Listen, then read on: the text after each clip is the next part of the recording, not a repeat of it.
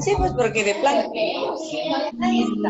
No, fíjate que son súper independientes. En la casa, pues yo, o sea, ahorita, pero ahorita que usted me quiere ayudar, ¿qué puedo hacer?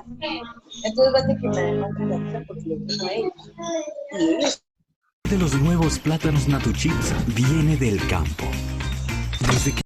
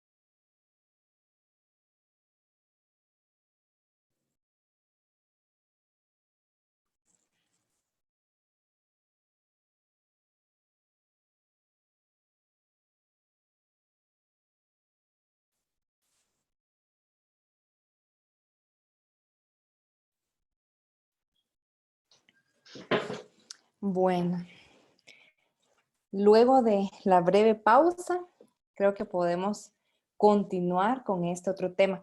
Yo me disculpo desde ya porque creo que quiero compartir demasiado con ustedes, pero me dieron a compartir temas que realmente me gustan, me apasionan, entonces es como mucha la lluvia de ideas que tengo en mi mente y que quisiera platicar con ustedes. Pero si me ven en algún momento saltar de diapositivas es precisamente por esto, ¿verdad? Vamos a hablar ahora sobre el litigio estratégico especializado en casos de niños, niñas y adolescentes víctimas de violencia sexual y o maltrato. Entonces me van a escuchar hablar a veces solo de NNA, que es la forma que se abrevia niños, niñas y adolescentes eh, para que sea más corto.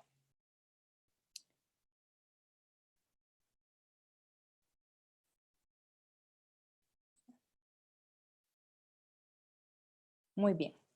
Entonces, para ustedes, ¿qué es el litigio estratégico especializado en casos de niños, niñas y adolescentes víctimas? Vamos a escuchar a 3 personas. Tal vez Alejandra, me vas a apoyar en, si escriben en el chat o Lick Mabel también, en decir quiénes son las 3 primeras personas y darles la palabra para que nos puedan dar su participación. Con gusto. Tenemos la palabra pedida por el licenciado Rafael Cruz. Gracias, licenciado. Muchas gracias y nuevamente buenos días a todas y a todos. Pues para mí el litigio estratégico especializado en NNA, como ya lo hemos dicho, pues el litigio estratégico es ese funcionamiento que vamos a tener en el litigio de tener un objetivo claro desde el inicio y usar todas las herramientas procesales y no procesales, ¿verdad? Como el litigio estratégico y comunicacional, que no necesariamente son procesales o están escritos en ley, pero que son útiles al momento de realizar ese objetivo.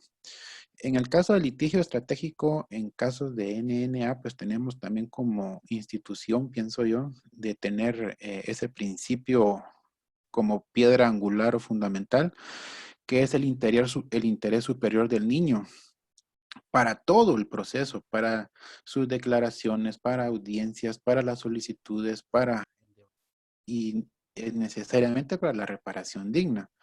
Entonces, ese litigio estratégico debe ir encaminado, debe ir encapsulado, debe ir siempre en esa protección especial, en atender los intereses especiales. Recordemos que los niños, las niñas y los adolescentes están dentro de ese grupo de vulnerabilidad dentro del país. Son personas que están lamentablemente por los temas de sociedad, por los temas de política, por los temas de violencia, pues son uno de los grupos que más se les vulneran sus derechos, inclusive ni en casa están seguros muchas veces, ¿verdad? Y pienso yo que son de los casos que más vamos a poder llevar dentro de la institución. Entonces tenemos que tener bien claro cuáles son esos pilares, derechos fundamentales que están protegidos no solo por legislación nacional, sino que por la legislación internacional a través del bloque de constitucionalidad. Para no extenderme mucho, considero que ese litigio estratégico van a ser las acciones que nosotros vamos a ir llevando dentro de los procesos, siempre con ese interés superior del niño como banderita, ¿verdad? Como atención primordial, y las acciones encaminadas para resguardar, restituir esos derechos que fueron en alguna manera violentados y dejar en una mejor posición a ese niño dentro de la sociedad. Gracias. Gracias.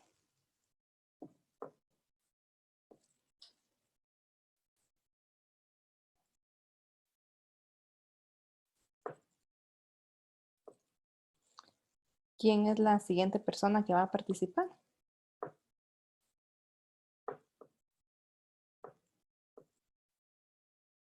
No tenemos ahorita ninguna solicitud, licenciada. Vamos a señalar entonces.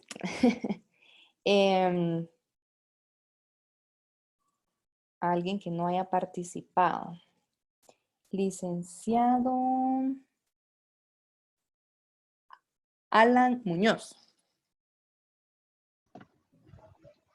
¿Qué tal? Buenos días. ¿Sí se me escucha bien? Sí, licenciado.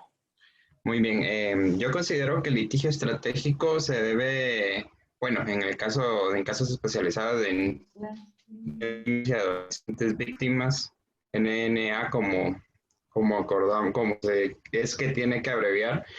Considero que, por darle una definición,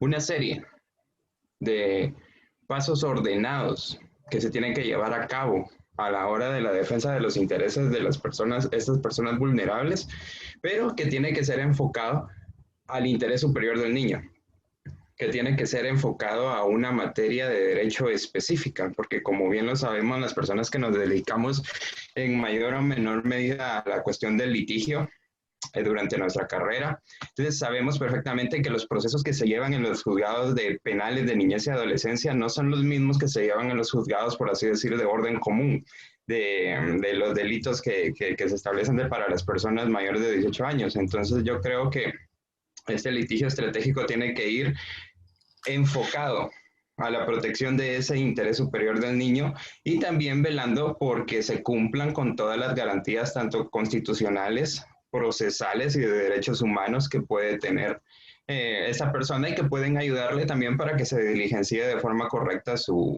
proceso, ¿verdad? Gracias, licenciada. Y vamos a darle la palabra también aquí, vamos a ver, según en el orden en el que me aparecen en mi pantalla, a la licenciada Carla Estrada. Sí, licenciada. Disculpe. Estoy teniendo un poquito de problemas con el audio, pero le voy a decir, para mí es bien importante el litigio estratégico con respecto a lo que son niños, niñas, adolescentes en conflicto con la ley penal, en relación a que en determinado momento, ¿verdad? Nosotros vamos a tener que tener ese contacto también con la Procuraduría General de la Nación. ¿En qué sentido? ¿Verdad? Cuando respecta a determinados delitos como lo que fueran violaciones de un menor o literalmente vulneraciones que se hagan, ver con lo que respecta a los derechos de los niños, ¿verdad? Cuando los realiza un papá y todo, poder dar ese seguimiento para que puedan presentarse las denuncias correspondientes, porque muchas veces no las quieren tomar. Está el caso de cuando nosotros vemos que por decirle fue la mamá la que se llevó al niño de la casa, no se sabe el paradero. Llega uno a la Procuraduría y la Procuraduría muchas veces dice, pero es que está con su mamá. Sí, pero tenemos audios donde el niño está siendo vulnerado, el niño está siendo golpeado por la mamá y etcétera, etcétera. Y cuesta mucho esa situación porque hay padres que presentan las denuncias y no les hacen caso por el mismo hecho de género, ¿verdad? Que como es el padre que presenta la denuncia, entonces no se le cree. Entonces creo que este litigio estratégico para lo que son niños y niñas va a ser muy bueno que nosotros como Instituto de la Víctima podamos pues tener esa interferencia un poquito más allá para que estas denuncias se puedan dar de la mejor manera y dar el acompañamiento debido. Muchas gracias, licenciada. Bueno, pues en la sesión anterior conocimos cuál es el litigio estratégico general y ahora vamos a conocer ciertos principios, criterios, estándares, normativa especializada que debe aplicarse dentro de ese litigio estratégico general.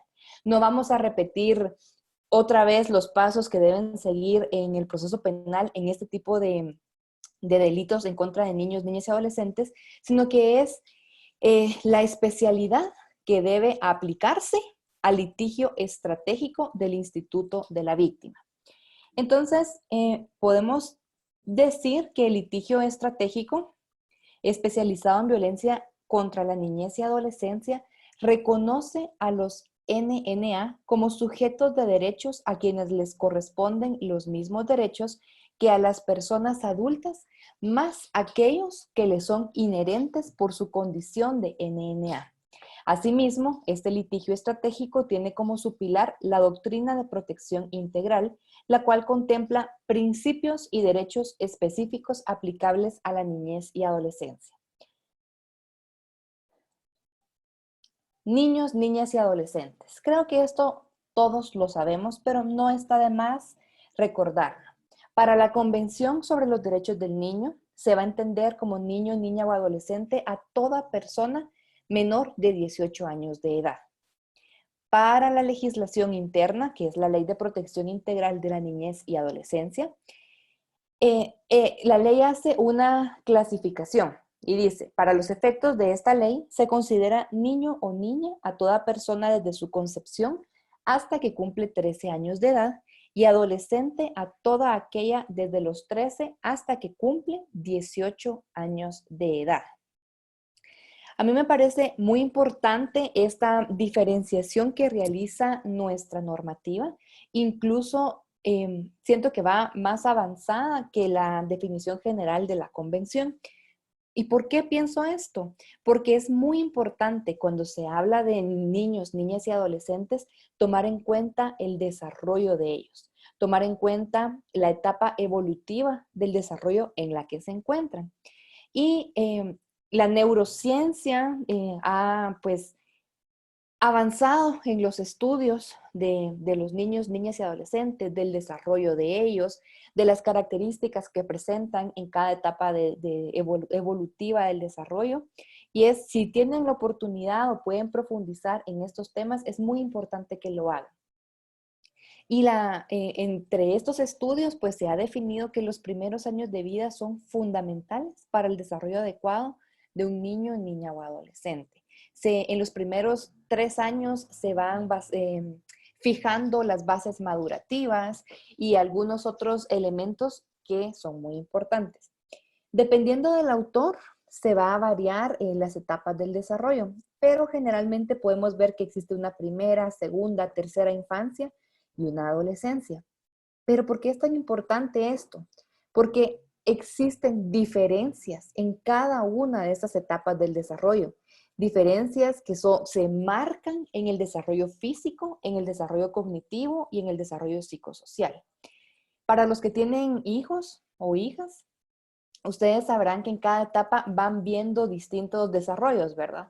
Y se espera que por ejemplo, dentro de los primeros 6 meses ya pueda sentarse, dentro de los primeros 9 meses o 1 año ya pueda decir mamá o papá, que dentro del año y los 2 años ya puedan caminar. Precisamente son aspectos físicos de las diferentes etapas del desarrollo. Y así cada una tiene sus propias características. Y es importante conocerlas para brindar un adecuado abordaje diferenciado. El retraso en las características o en el desarrollo de cada etapa puede ser un indicador que el niño, niña o adolescente está siendo vulnerado en sus derechos. Si no llega a las expectativas de cada etapa, pues probablemente está teniendo una mala alimentación, puede estar sufriendo de desnutrición o de falta de estimulación más adelante. Si ya tiene, por ejemplo, 7 años y no sabe los colores o las vocales, entonces hay una muestra ahí de que el niño está siendo vulnerado en sus derechos. Puede ser en educación, puede ser en alimentación, puede ser en salud. Y estos son, pues, indicadores de que los derechos del niño están en riesgo y que debe ponerse atención para ser protegidos.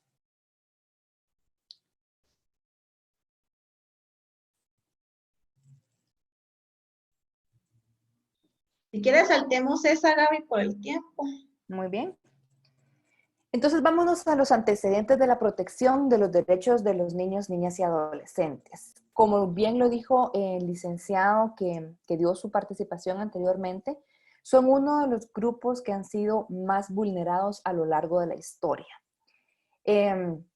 Si ustedes leen un poco sobre el trato o la protección o desprotección que tenían los niños en etapas anteriores, es realmente muy triste. Se les canjeaba como mercancías, se les mataba, incluso era tanta la muerte de los niños que la iglesia interviene y dice, miren, antes de matarlos, mejor dejen a los niños en la puerta de la iglesia, en un parque, en un lugar público, y los vamos a llevar a estos nuevos lugares que creamos para el efecto, que son los reformatorios. Entonces se van creando como las casas hogar, diríamos actualmente, pero era precisamente para protegerlos de que no los estuvieran matando. Fue la Sociedad Protectora de los Animales una de las primeras organizaciones en luchar por los derechos de este grupo y porque se les diera un trato digno a los niños, niñas y adolescentes. Veamos aquí este caso y le voy a pedir a la licenciada Génesis Urbina que nos haga favor de leerlo. Buenos días, ¿me escuchan? Sí. Según Nancy Aranda en su documento Maltrato Infantil, Introducción a la Problemática del Maltrato hacia los Niños, en 1874 se difunde el caso de una niña norteamericana que conmovió a la opinión pública. Mary Ellen tenía 9 años y era víctima de maltrato por parte de sus cuidadores. Una vecina y trabajadora social tomó conocimiento de que esta niña recibía graves castigos físicos y presentaba un grado severo de desnutrición producto del abandono al que era sometida. Los abogados, policías y entidades de protección no tomaban la denuncia de la mujer por carecer de leyes que sancionen el maltrato proferido por los propios padres. La asistente social presentó el caso ante la Sociedad Protectora de Animales, argumentando que la niña pertenecía al reino animal y como tal merecía el mismo trato adecuado. Apeló a la ley contra la crueldad hacia los animales. Ganó el juicio en 1874 y el padre fue condenado por la justicia de Nueva York. A raíz de la repercusión de este caso, en 1875 se fundó en esa ciudad la Society for the Prevention of Cruelty of Children y en 1884 la Sociedad Nacional para la Prevención de la Crueldad al Niño, NSPCC. Gracias, licenciada. Pues no sé cuántos sabían ya de este antecedente, pero siempre me gusta sacarlo a colación cuando tengo la oportunidad porque es la muestra de la desprotección, de la falta de reconocimiento de los niños, niñas y adolescentes como personas y de la falta de reconocimiento de que estas personas o este grupo de personas tenía derechos. En cuanto a antecedentes normativos del reconocimiento y protección de derechos específicos de los NNA y antecedentes directos de la Convención sobre los Derechos del Niño, Se pueden mencionar la Declaración de los Derechos del Niño, que es la Declaración de Ginebra de 1924, en la cual se reconocieron derechos de los NNA por primera vez, y la Declaración de los Derechos del Niño adoptada por la Asamblea General de las Naciones Unidas de 1959. Sobre la primera de estas declaraciones, la organización Humanium Juntos por los Derechos del Niño indica: el 26 de diciembre de 1924, la Sociedad de Naciones adoptó esta declaración como la Declaración de Ginebra. Este es un día histórico, pues es la primera vez que derechos específicos para la niñez son reconocidos. De lo anterior, pues se puede resaltar que los derechos de la niñez y adolescencia son derechos reconocidos relativamente nuevos. Su reconocimiento y protección es de hace menos de 100 años. Y lo que resalto de esto es que vean ustedes que eran declaraciones, es decir, no eran vinculantes a los estados, eran ideales que los estados estaban plasmando como comunidad internacional, pero sin ser obligatorios aún para ellos. Actualmente ya se tiene un documento, un instrumento vinculante que es la Convención sobre los Derechos del Niño, y es el instrumento internacional más importante en materia de derechos humanos de los niños, niñas y adolescentes. Esta convención entró en vigencia en 1990, desarrollando e implementando la doctrina de protección integral en sustitución de la situación irregular. Wendy, ¿me harías favor de leer el segundo párrafo? Sí, buenos días. Dice, según Gladys Acosta Vargas, en el libro Los Derechos Humanos de la Niñez y su aplicación judicial, del autor Justo Solórzano, la Convención es el tratado de derechos humanos de mayor consenso en la historia. 192 países lo han ratificado, comprometiéndose a cumplir las obligaciones contempladas. Desde su aprobación, el mundo ha venido asumiendo que los niños, niñas y adolescentes tienen derechos específicos referidos a una etapa particularmente importante del desarrollo de los seres humanos. Gracias. Y bueno, pueden ver aquí que la convención entonces entró en vigencia en 1990. Sin embargo, si ustedes ven, la Ley de Protección Integral de la Niñez y la Adolescencia es del año 2003. Es decir, que pasamos, ¿qué? 13 años con la doctrina de la protección integral a nivel internacional, pero viviendo una situación irregular dentro de Guatemala. Era algo incongruente. Mabel, le cedo la palabra.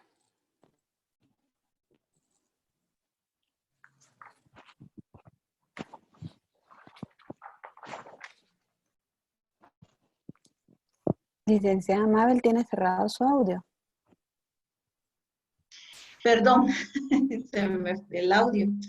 Pues sí, y tal como lo han resaltado ustedes, aquí, pues es hasta el 2003, ¿verdad? Que entra en vigor una ley de protección integral, como es la que nosotros pues ahora conocemos, y muchos la denominan ley Pina, ¿verdad? Entonces, pero han habido casos y uno de los que más se ha advertido y que generó mucho, fue muy emblemático a nivel nacional y que sigue siendo un fenómeno que afecta aún a la ciudadanía, a la sociedad guatemalteca, y es el caso de los niños de la CAI.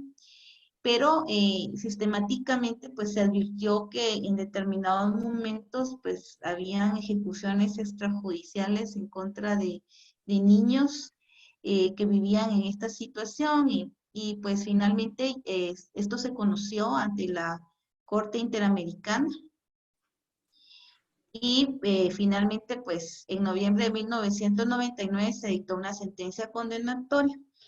Y aquí básicamente lo que nos dice la Corte en contra del Estado de Guatemala es de que se nos está, primero el Estado vulnera un derecho y es que los niños lamentablemente pues se permite que los niños vivan en malas condiciones, sean lanzados a la miseria, privados a no tener una vida digna, ¿verdad? Y posteriormente a ello, dice la Corte que aún así también se les vulnera otro derecho más, ¿verdad? Y que es su derecho en contra de su propia vida. Entonces, esto pues sucede pues previo a que entrara en vigor la ley que hoy nosotros conocemos como una de las leyes que protegen a los niños y pues sí, se condena al Estado de Guatemala. De esta sentencia parten muchas, yo le decía a los licenciados que he leído varios libros y todos los libros en materia de niñez a nivel internacional parten de esta sentencia, no todos, pero sí muchos. Entonces es importante comprender que porque vemos las razones, ¿verdad?, por las cuales nos condenaron como Estado, pero que es un fenómeno que sigue vigente, ¿verdad? Y no, donde los niños siguen en una total desprotección. Recuerdo hace aproximadamente unos 5 años, no mucho, 5, no, tal vez más 8. Nosotros acompañamos, era tipo 1 de la mañana, una niña que lamentablemente acababa de ser víctima de abuso sexual y pues estaban solicitando medidas de seguridad y abrigos provisionales de emergencia. Y yo estaba en la sala de esperas, así muy ya cansada, ya agotada de un día muy cansado de trabajo y todavía siguiendo con este proceso. Cuando vi entrar a un jovencito como de unos 14 años y él quería denunciar solito que había sido víctima de abuso sexual. Pero el niño, pues obviamente se notaba que era un jovencito gay, ¿verdad? Y un fiscal lo salió a insultar, le dijo, háblame como hombre. Entonces, yo en ese momento intervine y lo primero que hice fue pararme y le dije, disculpe, él está viniendo a denunciar. Y lo ubiqué, lo orienté y yo asumí el caso, me sentí como madre y me dijo que él era un niño en la calle. Entonces, seguimos nosotros teniendo estos fenómenos. Muchas veces ellos pues van a ser representados únicamente por la PGN, ¿verdad? O ya ustedes tendrán sus protocolos, cómo van a representar a estos niños, pero sí es importante ver, como decía Gaby, que hay casos donde los animalitos tenían más derechos que los niños y que la vecina que advierte el caso de Nancy prefiere ir a la Sociedad Protectora de Animales para ver si ahí protegían estos derechos. Entonces, es más que todo lo que quería aportar al respecto. Gracias. Bueno, veamos ahora la Convención sobre los Derechos del Niño y la Doctrina de Protección Integral. Esta nueva doctrina reconoce por primera vez a los niños, niñas y adolescentes como sujetos de derechos y no como objetos de protección, que era como los veía la situación irregular. Es contraria precisamente a esta situación irregular, también llamada derecho tutelar, y hace una diferencia entre los NNA que necesitan protección por haber sufrido violaciones a sus derechos y los adolescentes que han incurrido en un conflicto con la ley penal. A los que no están muy familiarizados con la situación irregular, pues brevemente les comento, algunos autores consideran que ni siquiera llegó a llenar los requisitos para hacer una doctrina, pero también se le conoce como doctrina de situación irregular. Esta situación irregular veía de igual forma a los niños que habían sufrido algún tipo de vulneración a sus derechos que a los adolescentes que habían cometido algún tipo o que tenían conflicto con la ley penal. Los veían de igual forma, prácticamente se criminalizaba la pobreza y todos eran enviados a algún hogar de abrigo, eran institucionalizados, sin tomárseles en cuenta su opinión ni sus derechos, porque realmente era algo que el Estado tenía que proteger, era un objeto que había que cuidar, pero realmente no era que se estuviera cuidando, era que se estaba siguiendo una mal llamada doctrina que nada tenía de protección para ellos. Todos iban al mismo lugar, no se buscaba un recurso familiar, era una desprotección muy, muy terrible. Sí, incluso ya con la doctrina de la protección integral, esta viene a innovar conceptos, porque para esta doctrina no es correcto referirse a un NNA como con el término menor, porque se está haciendo algo que es inferior, o sea, es menor en derechos, menor que un adulto, menor que qué, no. La forma correcta de referirse es niño, niña o adolescente. Y en la situación práctica en la vida real de Guatemala, en el ser, hay muchos rezagos aún de la situación irregular. Muchos trabajadores públicos del sistema de justicia se refieren a los niños, niñas y adolescentes como adolescentes. Realmente estamos en un avance porque no se puede negar los grandes pasos que se han dado con la doctrina de protección integral, pero aún es necesario que se den más. Aún la lucha está activa y es necesario que ustedes aporten su granito de arena desde el Instituto de la Víctima, que vayan logrando esos cambios, esos pensamientos, que vayan aplicando como se debe realmente esta doctrina de la protección integral. ¿Cuáles son los principios rectores de la Convención sobre los Derechos del Niño? Que básicamente la Convención y la doctrina pues tienen los mismos principios rectores. Ustedes ya hicieron mención del interés superior del niño. Creo que este es como el más reconocido, pero no es el único. Hay 4 principios rectores de esta convención que son de igual importancia que el interés superior del niño. Y como pasa en cada uno de estos temas, podríamos hablar horas de cada uno de estos principios y no tenemos el tiempo, así que vamos de muy breve a hacer mención de estos. ¿Qué es el interés superior del niño? Pues es la satisfacción de los derechos del NNA. Perdón, Alejandra, están apareciendo como líneas en la pantalla, pero no sé quién las Sí, está. yo creo que tal vez es algo involuntario de los que están trabajando la sesión a través de su celular. Tienen que tener cuidado porque hay un lapicito y estas manchan y directamente la pantalla. Entonces, por favor, a los que tienen su celular les rogamos tener esa precaución porque sí se va a reflejar en la pantalla. Gracias por la aclaración.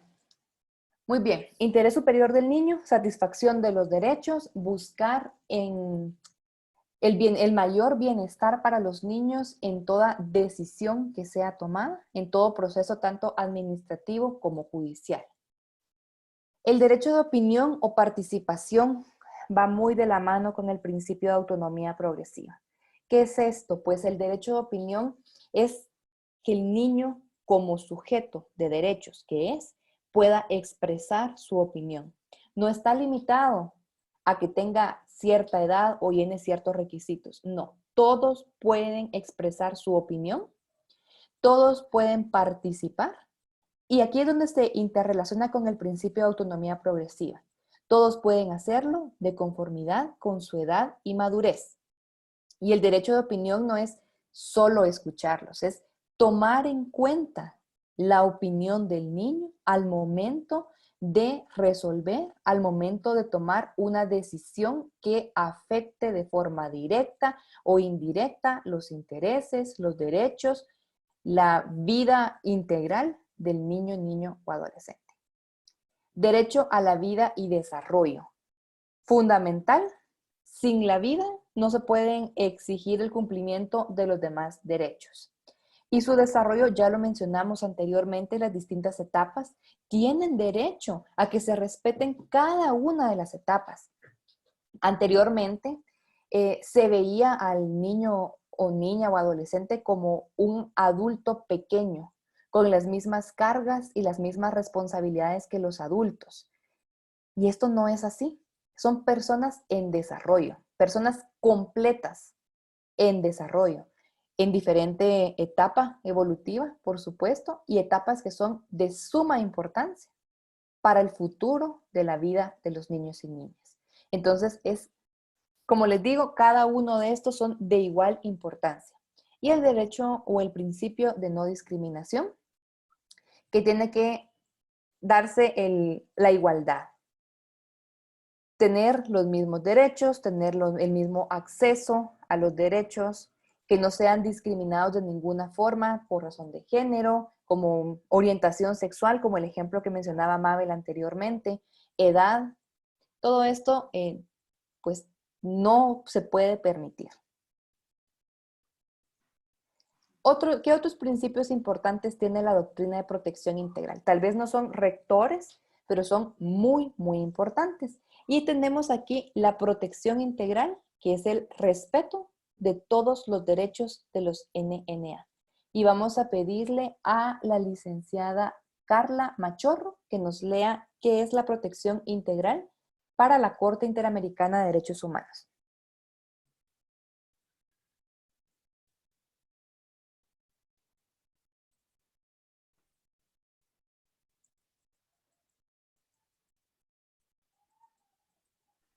Licenciada Carla Machorro, ¿me escuchó?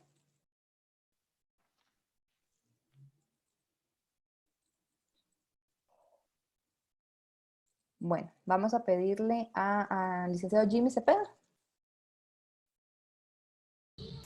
Sí, protección integral es el respeto de los derechos de los NNA. Para la Corte Interamericana de Derechos Humanos, la protección especial derivada del artículo 19 de la Convención implica que la observancia por parte del Estado de las garantías de debido proceso se traduce en algunas garantías o componentes diferenciados en el caso de niñas, niños y adolescentes que se fundan en el reconocimiento de que su participación en un proceso no se da en las mismas condiciones que un adulto. El sistema de justicia adaptado a las niñas, niños y adolescentes importará que exista una justicia accesible y apropiada a cada uno de ellos, que tome en consideración no solo el principio del interés superior, sino también su derecho a la participación con base en sus capacidades en constante evolución, conforme a su edad, grado de madurez y nivel de comprensión, sin discriminación alguna. En definitiva, tal y como lo ha sostenido anteriormente esta Corte, si bien el debido proceso y sus correlativas garantías son aplicables a todas las personas, en el caso de las niñas y niños y adolescentes en el ejercicio de aquellos, supone por las condiciones especiales en las que se encuentran la adopción de ciertas medidas específicas con el propósito de asegurar un acceso a la justicia en condiciones de igualdad, garantizar un efectivo debido proceso y velar porque el interés superior se erija en una consideración primordial en todas las decisiones administrativas o judiciales que se adopten. Muchas gracias, licenciada. Entonces pueden ver la importancia... Gaby, disculpe, solo quería agregar ahí que tenemos muchas veces con relación a los principios que pudieran haber en determinado momento colisión con algunos derechos, por ejemplo, la defensa, debido proceso, entre otros. Y en esta misma sentencia que Gaby les está colocando acá, ahí se puede leer que la Corte va mucho más allá, dice, y le obliga a los estados a que puedan ponderar el interés superior del niño y los otros que ya se indicaron anteriormente, sobre incluso algunos otros que pudieran considerarse como, por ejemplo, el debido proceso. Decía, mire, y aquí me están vulnerando mi debido proceso, mi derecho de defensa, porque no me dejaron participar en la audiencia de primera de declaración de anticipo de prueba, por ejemplo, ¿verdad? Pero muchas veces el juez va a tener que ponderar el principio de interés superior del niño versus algún otro derecho. No estamos diciendo que los vamos a vulnerar, sino lo que está haciendo el juez es ponderar, como por ejemplo la extracción de prueba de ADN. Yo siempre los pongo como ejemplo, que cuando a una víctima le extraen, a un sindicado le extraen sangre, él dice que le están vulnerando un derecho. Sin embargo, la Corte ya ha dicho que es por la necesidad de la averiguación de la verdad. Entonces, ¿qué hace la Corte ahí? Pondera. Entonces, nosotros, pues tenemos que invitar a los jueces también a ponderar todos estos principios. Y eso era únicamente lo que quería aportar, porque ya que estamos abordando el tema de los principios, que es importante que nosotros también hagamos verle al juez que ya está en jurisprudencia internacional, que nosotros podemos invocar una ponderación en favor de la niñez cuando pueda entrar en conflicto una colisión de principios, de los principios del niño versus otros derechos o principios que puedan estar establecidos no solo en la ley, sino en la propia Constitución Política de la República, únicamente. Y otro principio importante es el principio de justicia especializada, que es derivado de la obligación respecto a que el Estado debe respeto y protección integral a los niños, niñas y adolescentes. Se ha reconocido la necesidad de crear una justicia especializada para la niñez y adolescencia víctima y los adolescentes en conflicto con la ley penal. Este principio contempla 5 elementos, que es la legislación específica, los procedimientos específicos, las instituciones específicas, el personal especializado y las consecuencias jurídicas diferentes a las de los adultos. He visto este principio un poco más aplicado a lo que es la justicia penal juvenil. Sin embargo, no deja de ser parte de la doctrina de protección integral, y sí se aplica también a niñez y adolescencia víctima. Legislación específica, tenemos la normativa internacional que ya mencionamos, la Convención sobre los Derechos del Niño, tenemos la Ley de Protección Integral de la Niñez y la Adolescencia, la Ley de Alerta Alba Kenneth, por dar algunos ejemplos. Procedimientos específicos, cuando se da la necesidad de proteger en un juzgado de niñez a un NNA, pues hay un procedimiento específico para brindar esa protección. Instituciones específicas, tenemos la Procuraduría de la Niñez y la Adolescencia, de la PGN, tenemos ahora MAINA, todo un modelo de atención integral, tenemos dentro de MAINA pues la Fiscalía de la Niñez y Adolescencia, etc. Personal especializado, las distintas capacitaciones que se tienen para poder atender a los NNA, y las consecuencias jurídicas diferentes. Esta tal vez sí aplica un poco más a justicia penal juvenil, pero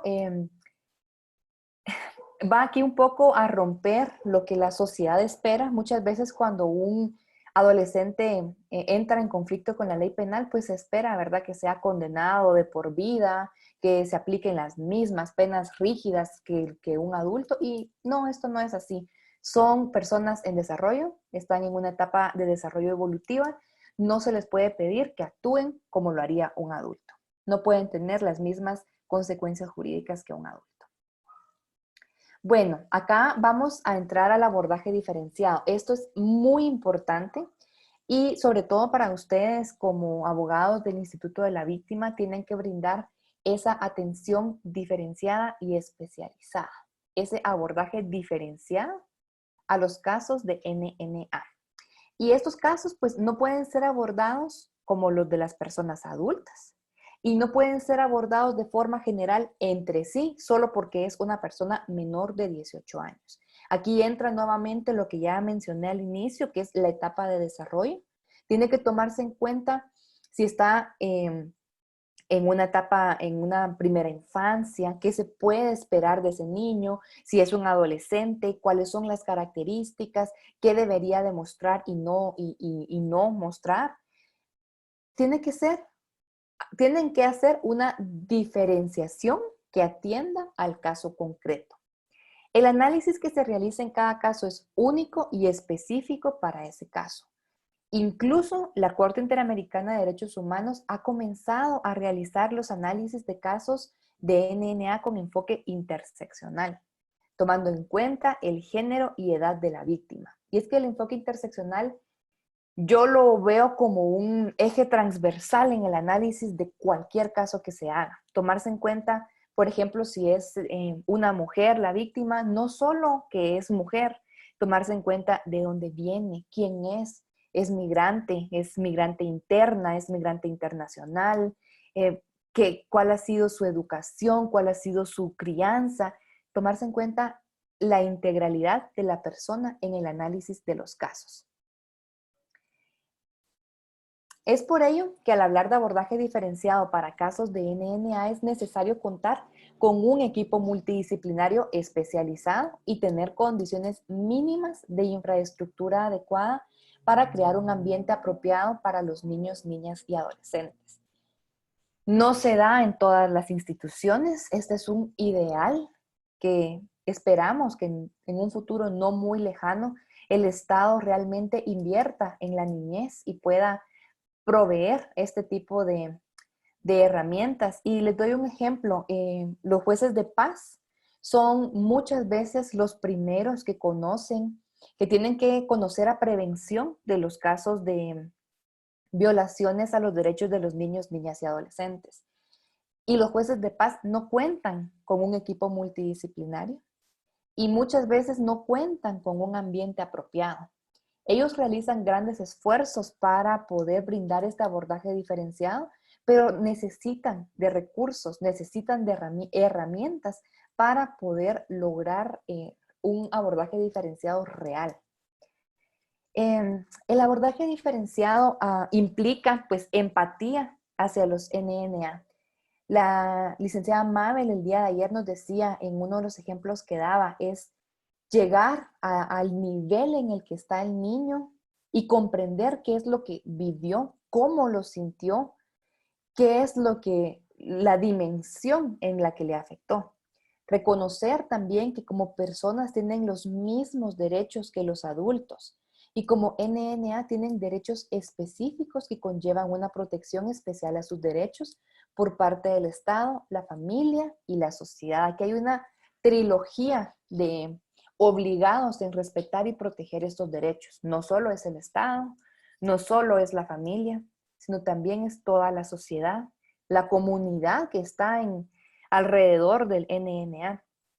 ¿Y por qué hago mucho énfasis en reconocer que tienen los mismos derechos que los adultos?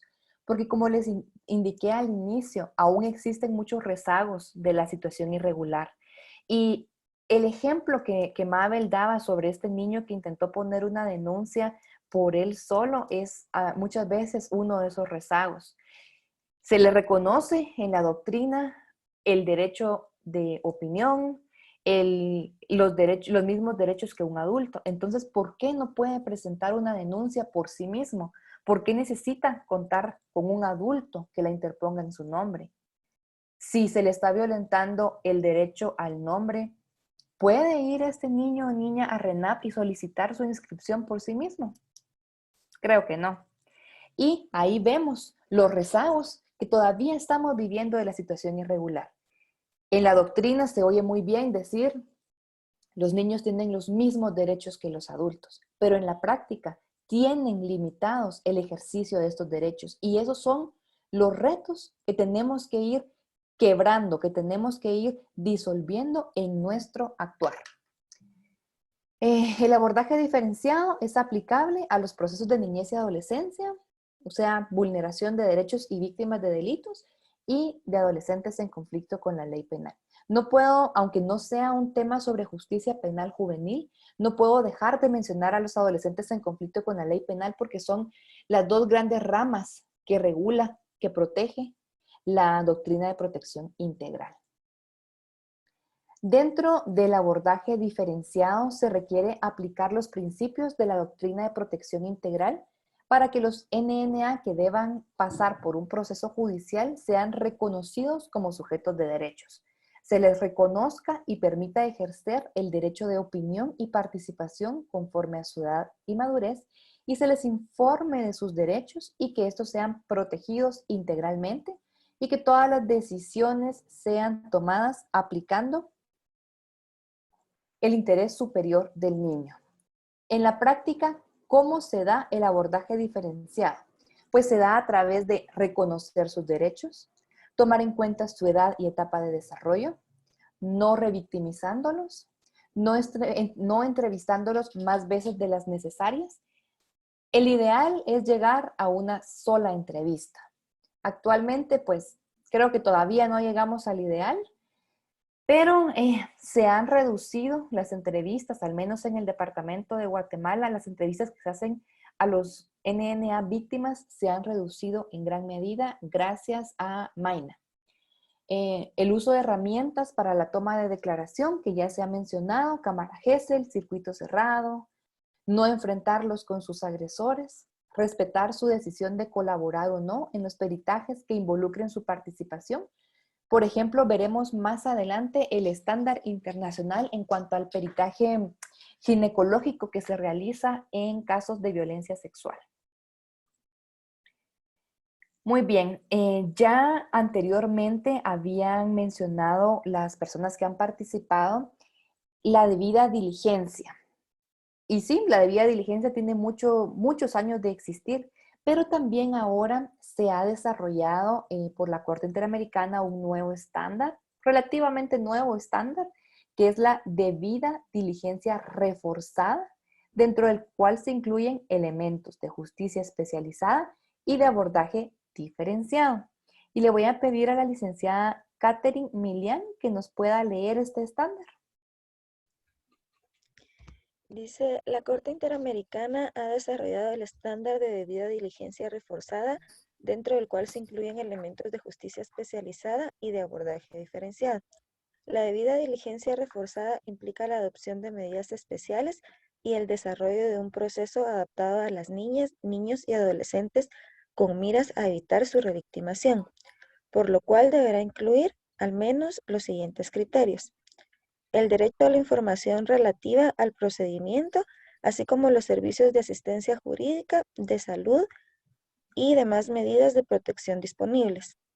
La asistencia letrada, gratuita y proporcionada por el Estado de un abogado especializado en niñez y adolescencia, con facultades de constituirse en calidad de parte procesal, oponerse a las medidas judiciales, interponer recursos y realizar todo otro acto procesal tendiente a defender sus derechos en el proceso.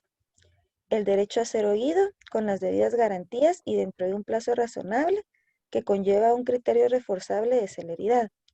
El derecho de la niña, niño o adolescente víctima a participar en el proceso penal en función de su edad y madurez, y siempre que no implique un perjuicio en su bienestar biopsicosocial. Para ello deben realizarse las diligencias estrictamente necesarias y evitarse la presencia e interacción de las niñas, niños y adolescentes con su agresor. Generar las condiciones adecuadas para que las niñas, niños y adolescentes puedan participar de forma efectiva en el proceso penal mediante las protecciones especiales y el acompañamiento especializado. Ahorita sí, permítame. Listo. Dice, la entrevista deberá llevarse a cabo por un psicólogo especializado o un profesional de disciplinas afines debidamente capacitado en la toma de este tipo de declaraciones de niñas, niños y adolescentes. Las salas de entrevistas otorgarán un entorno seguro y no intimidatorio, hostil, insensible o inadecuado que les brinde privacidad y confianza. El personal del Servicio de Justicia que intervenga deberá estar capacitado en la temática y deberá brindarse asistencia inmediata y profesional, tanto médica como psicológica y o psiquiátrica, a cargo de un profesional específicamente capacitado en la atención de víctimas de este tipo de delitos y con perspectiva de género. Gracias. Como pueden ver, todo lo que lo que he estado mencionando se viene a reducir en este estándar. Y este estándar, pues al final es la consecuencia de una lucha por realizar o abordar los casos de NNA de esta forma. Cuando recién inicia, por ejemplo, la cámara Gesell, que sería el lugar idóneo para recibir la entrevista que se menciona acá, los jueces no lo querían utilizar, la parte defensora se oponía, decían que no se violentaba el derecho de inmediación, tantas cosas que se tuvo que luchar para poder aplicarlo y ahora lo vemos como un estándar internacional de la Corte Interamericana de Derechos Humanos. Realmente a los que hemos pasado como que estas luchas es una satisfacción muy grande ver estos granitos de arena que se fueron dando a través de casos, como diría el licenciado Rodolfo, esas buenas prácticas que se fueron replicando de un caso a otro, convertido ahora en un estándar internacional. Le cedo la palabra acá a la licenciada Mavis. Sí, gracias, Gaby. Miren, es importante que resaltar esos estándares son de vital importancia porque pues vienen a resaltar lo que nosotros ya tenemos claro en relación al principio de interés superior del niño. Justamente yo ahorita quería guardar, decía yo, este carro es para mi hijo y SAT no les da código a los niños. Solo en pequeñas cositas, como decía Gaby, nos dan su partida de nacimiento, ¿verdad? Su certificación. Ahí vemos cómo los niños pues no tienen acceso al sistema, mucho menos al sistema de justicia. Les compartía que en este caso yo tuve que darle acompañamiento al niño. Gracias a Dios ya tenemos un ministerio público que pues ahora pues da esa protección integral a los niños y en la medida de lo posible pues tienen que ir mejorando, ¿verdad? Porque todavía hay mucho por hacer, pero yo pienso que hemos ido evolucionando de gran manera. El niño finalmente cuando yo platico con él me dice que había sido víctima recientemente, no hacía ni 2 horas de violación y él se salió llorando y solo porque yo lo regresé llegó a presentar su denuncia. Y porque para mí era importante que pasara por lo menos con la doctora, ¿verdad? Para sus retrovirales y todo lo que necesitan los niños en las primeras 24 horas, toda víctima de violencia sexual. Pero vamos a la evolución que ha ido teniendo el derecho. Vemos esta sentencia que acaban de leer ustedes y que sigue siendo de la niña BRP versus Nicaragua.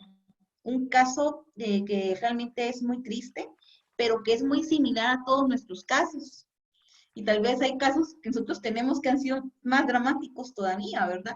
Y en este caso, uno de los factores de riesgo más severos en los que se enfrentó esta niña fue a la falta de una asistencia especializada por parte de los peritos. Y imagino que más adelante pues lo vamos a ir abordando.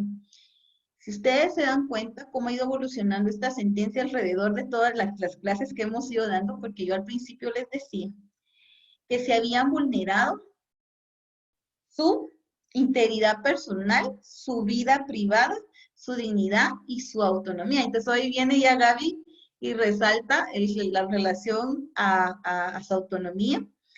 Pero ahora ya vamos al párrafo 372, según lo que vi por aquí. O sea, ya es la parte de fondo, que ya emite ya la Corte, porque al principio pues habíamos abordado las consideraciones de la comisión. Y ahora pues ya vemos en esta parte lo que dice ya la propia Corte Interamericana de Derechos Humanos.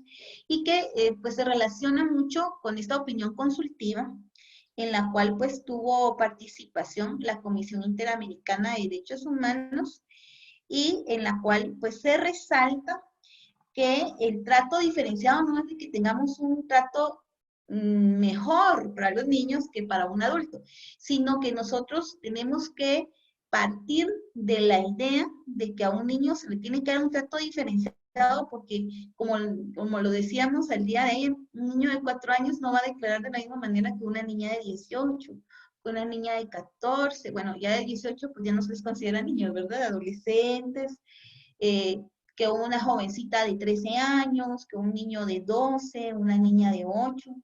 Entonces, todos los niños van a ir teniendo diferentes etapas según su desarrollo evolutivo.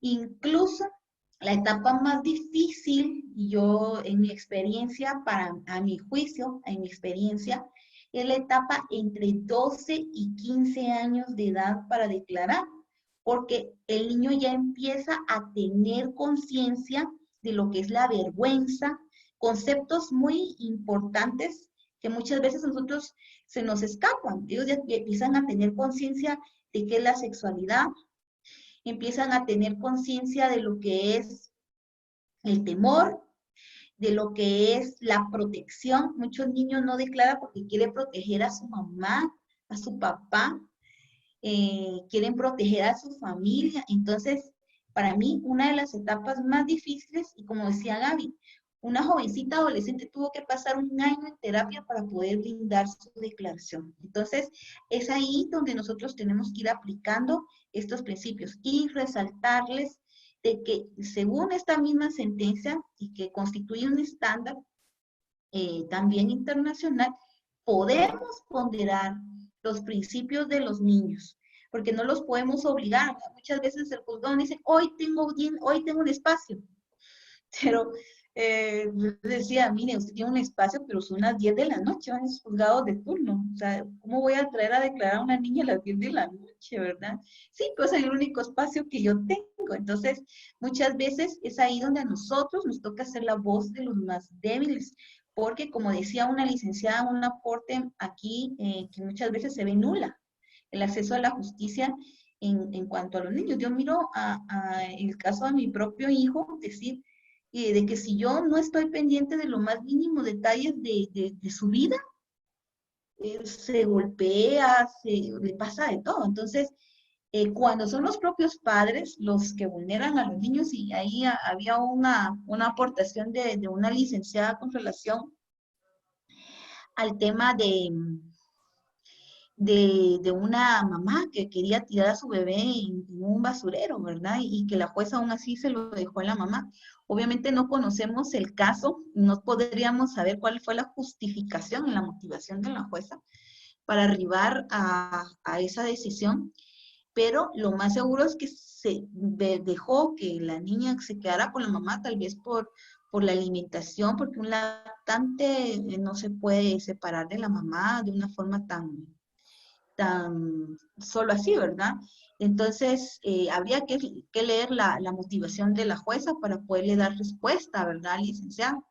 Pero en relación a los principios de los niños, pues como dijo, como bien ya lo han venido viendo, dentro de los estándares, y era lo que yo quería resaltar, era de que no es que vamos a tener un trato diferenciado, como quien dice, un trato que es único solo para ellos, muy diferente, no, sino que es tutelarlos. Ese es el trato diferenciado, o sea, tratar de tutelar estos derechos de los niños, protegiéndolos en todas sus diferentes etapas de su niñez.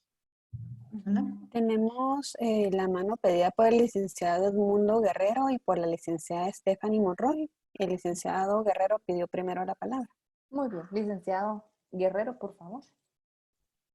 Gracias. Sí, una duda que a mí me surge viendo estos casos que nos plantean de sentencias, es de que un denominador común es que el Estado es el gran violador o quien permite que las conductas sucedan, pues las conductas de agresiones. La pregunta concreta es, nosotros siendo parte del Estado, pues como instituto, ¿cuál va a ser nuestro proceder en ese sentido a la hora de pedir esa reparación digna? Porque por la omisión del propio Estado es de que muchas de estas violaciones se dan. Esa duda me ha estado dando vueltas en la cabeza, porque sé cómo se trata desde las instituciones fuera, ¿verdad? Como sobrevivientes y demás, pero sí me surge la duda de cómo lo vamos a hacer como instituto.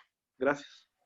Gracias, licenciado. Pues creo que respondiendo un poco a su pregunta, en este tipo de sentencias, al final el Estado es el responsable por haber incumplido con la investigación penal, con la debida diligencia reforzada, con la debida diligencia, con un plazo razonable, porque este tipo, las primeras sentencias de la Corte Interamericana sí se ve un patrón en que el Estado o los agentes del Estado eran quienes violentaban los derechos de las personas.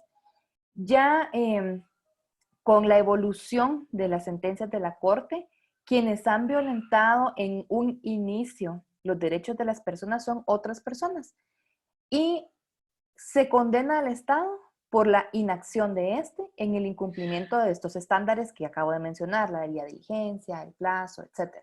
Entonces, como Estado, que ustedes son, sí pueden hacer uso de estas propias sentencias y como mencionábamos en la etapa de la reparación digna, como Estado ustedes ya están cumpliendo con el apoyo de esa reparación a la víctima a través de brindar los servicios para su rehabilitación, los servicios legales, los servicios médicos, los servicios psicológicos, y se me escapa alguno, creo. Entonces, ya están cumpliendo. No es que no puedan utilizar estas sentencias por ser parte del Estado, sino que precisamente por ser parte del Estado, tienen que cumplir con estos estándares. ¿Por qué? Porque si no los cumplen, puede volver el Estado de Guatemala a ser condenado. Entonces, como trabajadores públicos, ustedes están obligados a cumplir con cada uno de estos estándares desde ya para evitar precisamente una vulneración futura de otros derechos de las víctimas.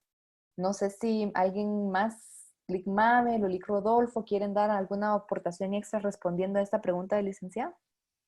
Sí, y mire, y tiene toda la razón, ¿verdad? Nosotros somos parte del Estado, pero si nos vamos a profundizar, todos somos parte, ¿verdad? Y somos Gaby, voy yo, en lo particular estoy atendiendo a una víctima, Alejandra, Rodolfo, usted, licenciado, todos somos parte, o sea, no solo las instituciones, todos formamos, que de forma independiente u otros directamente, pero al final si profundizamos en el concepto de Estado, somos todos.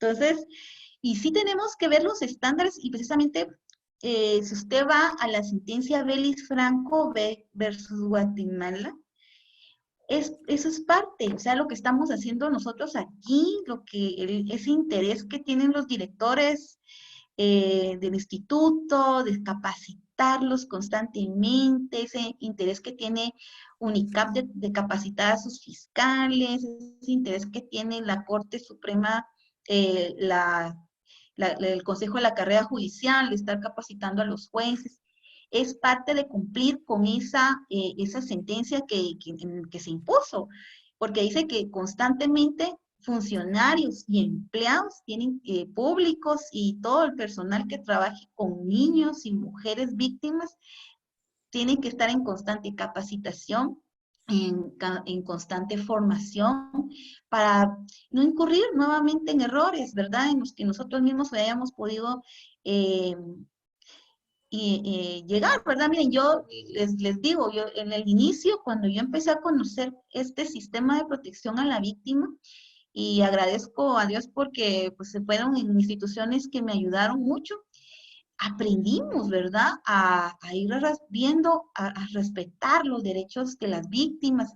No maneja estos conceptos y no lee, ¿verdad? Entonces, estas sentencias nos dan una orientación muy importante y que nosotros podemos invocarla en favor de nuestras tesis que nosotros tengamos, ¿verdad? Esas tesis que vamos a manejar, esa teoría del caso de la que se ha venido resaltando bastante. Entonces, sí podemos hacer uso de los estándares internacionales porque es precisamente para eso, para seguir evitando de que nos vuelvan no para que no nos condenen, la verdad que eso también no, sino para que irle reconociendo sus derechos a la persona a la que nosotros le estamos asistiendo, ¿verdad? Entonces, esa es la aportación que yo quería dar en relación a su respuesta, licenciado. Esperemos, si usted tiene alguna otra duda, pues que nosotros podamos resolvérselas.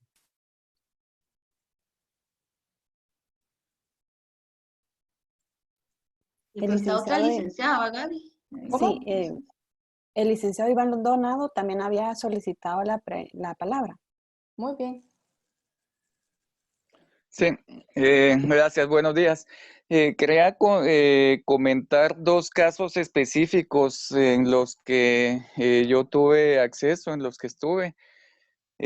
Uno específicamente en Maina, en donde una adolescente, ella misma fue a poner su denuncia por maltrato contra personas menores de edad, y es la ventaja de tener un establecimiento, un lugar donde pues está ahí Ministerio Público, PGN, Ministerio de Salud Pública y todas las demás instituciones, más de 10 instituciones, 12 aproximadamente, que atienden casos de niñez.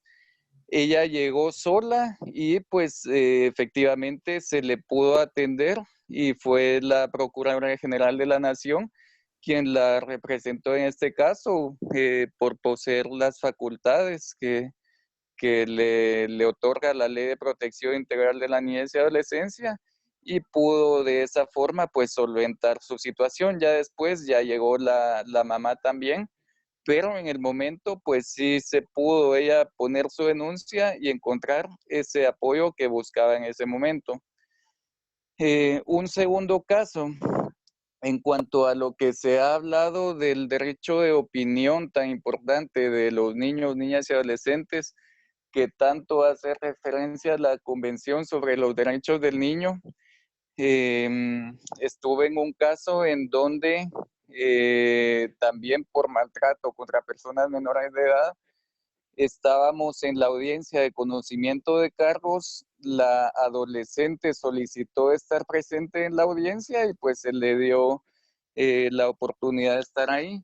En el momento en el que estaba, solicitó poder hacer valer precisamente su derecho de opinión.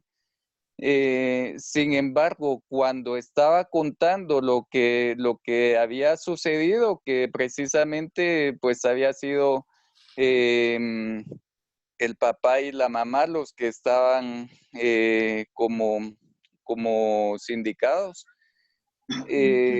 ella pues se denotó su afectación emocional en ese momento, y se le cortaba la voz. Entonces pues estaba la psicóloga ahí, se le dio asistencia, la psicóloga la trató de calmar, volvió a intentar y pasó lo mismo. Su afectación emocional pues no le impidió nuevamente volver a hablar. Entonces, a pesar de que ella pues sí tenía la intención, en ese momento se le dijo que mejor, a pesar de tener esa intención, pues que no era el momento tan oportuno ni las condiciones aptas para que ella pudiera expresar esa opinión. Entonces, tanto PGN como por parte del juez, bueno, a sugerencia de PGN, que mejor en ese momento, velando por el interés superior del niño, antes que en ese momento el derecho de opinión, pues se le indicó que mejor se iba a hacer por medio de una cámara GESEL, y que iba a ser en anticipo de prueba en caso dependiendo de las condiciones en las que fuera avanzando el proceso penal.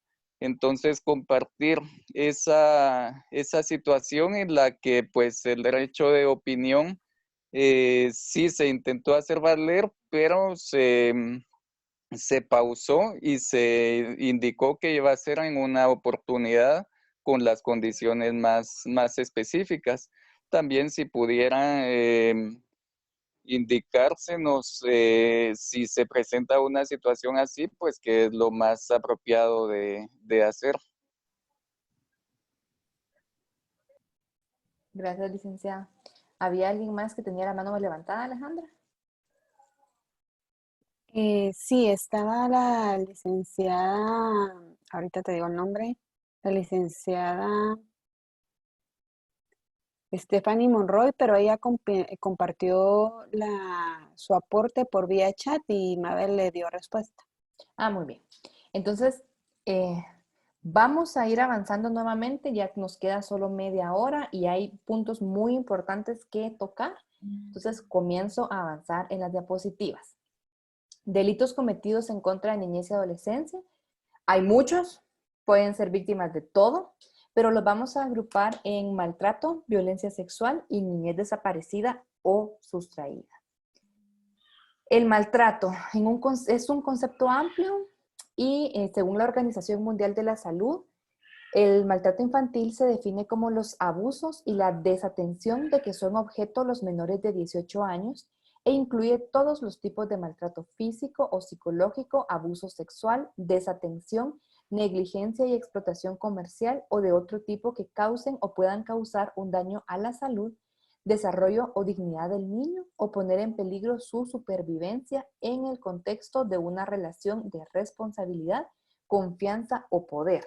La exposición a la violencia de pareja también se incluye a veces entre las formas de maltrato infantil. El maltrato no es nuevo. Sin embargo, en Guatemala su tipificación como delito sí es bastante reciente. No fue sino hasta en el 2009 cuando a través de las reformas realizadas al Código Penal por la Ley contra la Violencia Sexual, Explotación y Trata de Personas que se incorporó a la normativa penal el maltrato contra personas menores de edad. La visibilización o el hacer visible el sufrimiento de los NNA víctimas de maltrato inició a través de los profesionales de medicina, quienes comenzaron a evidenciar varios casos de niños y niñas golpeados, quemados, y esto fue evolucionando hasta ser legislado y encontrarse los médicos en la obligación de denunciar este tipo de casos. Les voy a leer rápidamente uno de los antecedentes de la protección en contra del maltrato, y es de 1868, cuando un catedrático de medicina legal de París presenta un informe sobre autopsias de niños que habían sido quemados o golpeados y comprobaba que habían muerto a causa de maltrato físico recibido. En el informe, además de los resultados de las autopsias, incluía la descripción del ambiente familiar. Después hay otros antecedentes, otros ejemplos, por ejemplo, cuando comienza a utilizarse los rayos X, comienzan a ser visibles lesiones que se habían causado a los cuerpos de los niños, ¿verdad? Entonces, viene a visibilizarse, pero como pueden ver, hasta hace poco se tipifica en Guatemala el maltrato contra personas menores de edad. Y generalmente, cuando hablamos de maltrato, el primer delito que se nos viene a la mente es el maltrato en contra de las personas menores de edad, pero poniendo de ejemplo la Fiscalía de la Niñez y Adolescencia del Ministerio Público dentro de Maina, ellos investigan el maltrato contra personas menores de edad, pero también el abandono de niños y personas desvalidas, específicamente cuando son menores de 10 años, abandono por estado afectivo, omisión de auxilio de víctimas menores de 10 años, lesiones leves, culposas, graves, gravísimas y específicas en contra de NNA, y también investigan la violencia contra la mujer cuando las víctimas son niñas o adolescentes mujeres. Acá pues les pusimos algunos ejemplos de las líneas de investigación que se suelen generar en este tipo de delitos y podemos ver la individualización de la víctima, de la persona denunciante, la declaración testimonial de quien denuncia, la declaración de la víctima, los dictámenes que son emitidos por INASIF, álbum fotográficos. Son algunos ejemplos de las líneas de investigación que se pueden generar dentro de ese tipo de casos.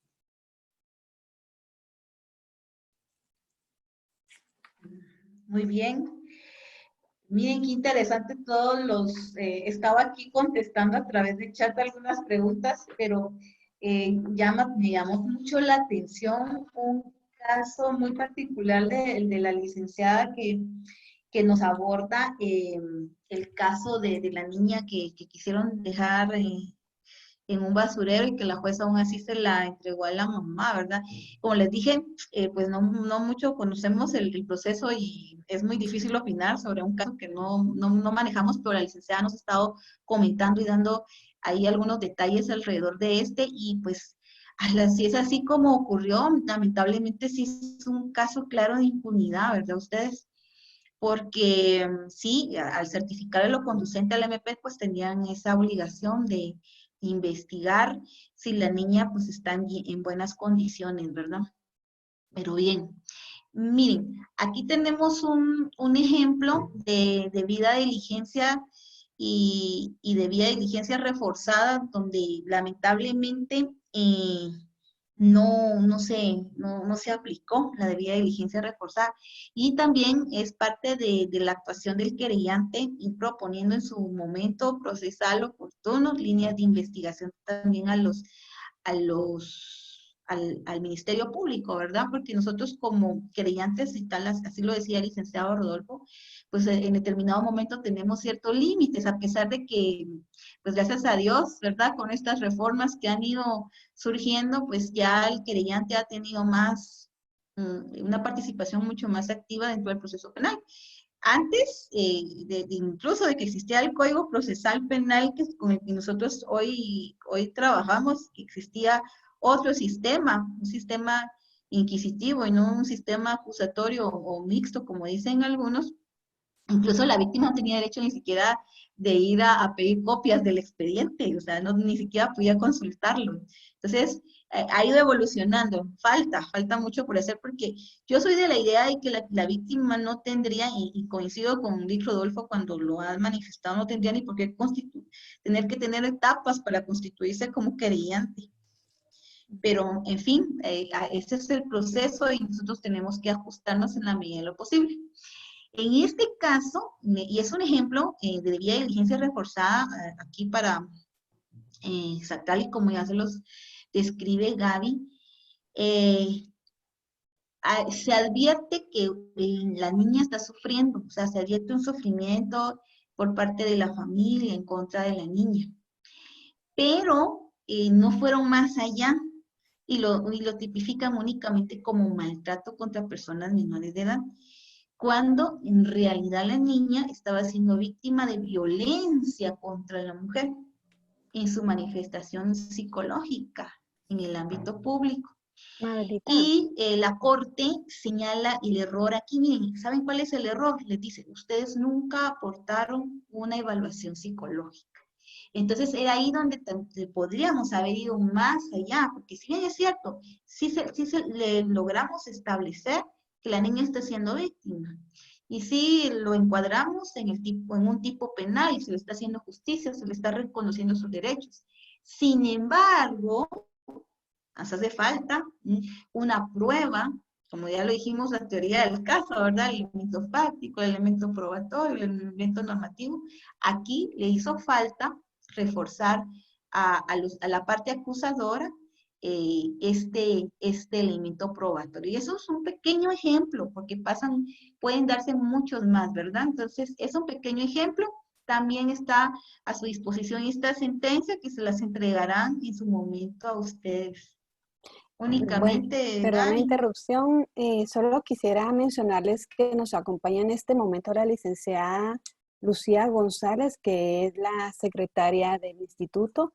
Le damos la más cordial bienvenida, licenciada, y gracias a todos por el espacio para poderla anunciar. Gracias. Muchas gracias, gracias a todos. Bienvenida, licenciada. Yo sé que es un gran esfuerzo que estén aquí todos comprometidos con el tema y muchas gracias. Aquí estoy para servirles. Muy bien. Otro de los flagelos muy común, lamentablemente, para los niños, niñas y adolescentes es la violencia sexual. Y al referirnos al término violencia sexual, pues es el término amplio, ¿verdad? Incluye cualquier acción de índole sexual cometido en contra de una persona sin la voluntad de ésta. La ley contra el femicidio y otras formas de violencia contra la mujer la define como acciones de violencia física o psicológica cuya finalidad es vulnerar la libertad e indemnidad sexual de la mujer, incluyendo la humillación sexual, la prostitución forzada y la denegación del derecho a hacer uso de métodos de planificación familiar, tanto naturales como artificiales, o adoptar medidas de protección contra enfermedades de transmisión sexual.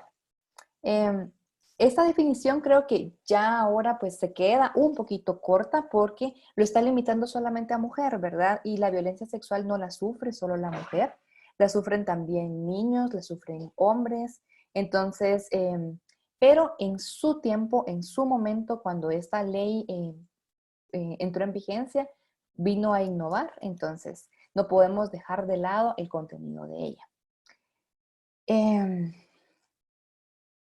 Tal como pasa con los tipos de maltrato que investiga la Unidad de Niñez y Adolescencia de la Fiscalía de la Niñez, la Unidad de Niñez y Adolescencia Víctima de Violencia Sexual investiga violación, agresión sexual, exhibicionismo sexual, exhibiciones obscenas, violación a la intimidad sexual, contagio de infecciones de transmisión sexual y actividades sexuales remuneradas con personas menores de edad, todos estos cometidos en contra de NNA.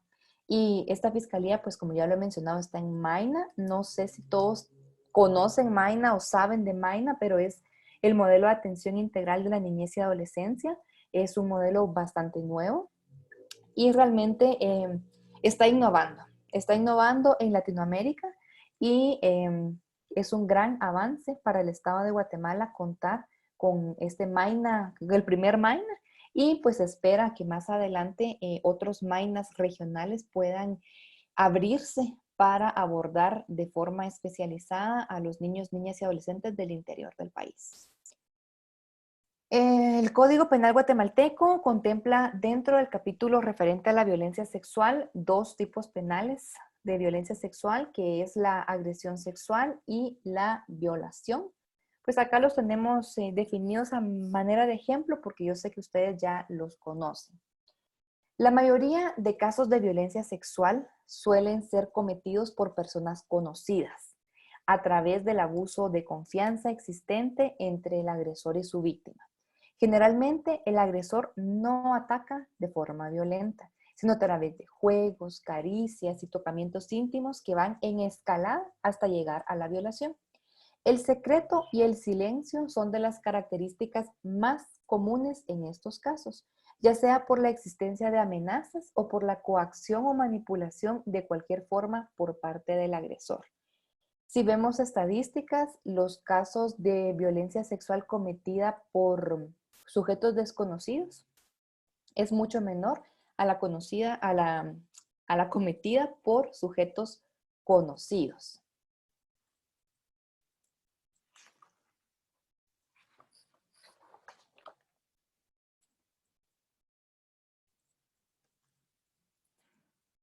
Licenciada Mabel.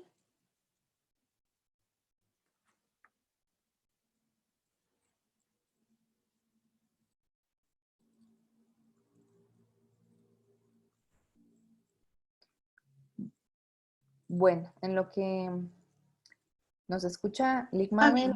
Otra vez se me apagó el audio. Perdónenme, yo voy a hablar, estaba aquí, perdón, Gaby. Pues miren, aquí estaba tratando de dar respuesta aquí a las preguntas y es interesante que los casos que ustedes nos cuentan, pues nosotros también vamos conociendo, ¿verdad? Algunas incidencias que lamentablemente ocurren en nuestros países y solo pues para reforzar ustedes y para que Gaby pues pueda ir empezando a abordar el tema del peritaje médico legal, que es muy importante ese tema. Yo solo quería dejarles con la inquietud de que puedan leer esta sentencia del caso Miguel Castro y Castro versus Perú de fecha 25 de noviembre de 2006 ante la comisión.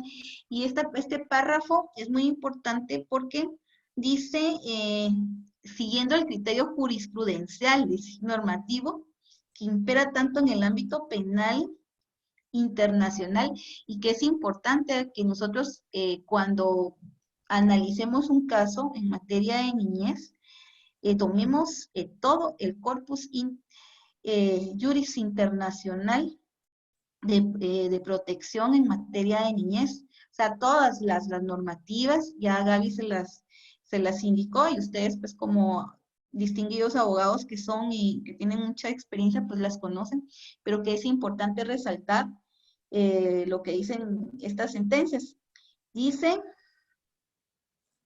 que el tribunal considerará que la violación sexual no implica necesariamente una relación sin consentimiento por vía vaginal, como se consideró tradicionalmente, y ellos van dando este avance desde el año 2006. Vemos que nosotros tenemos una reforma a partir del año 2009.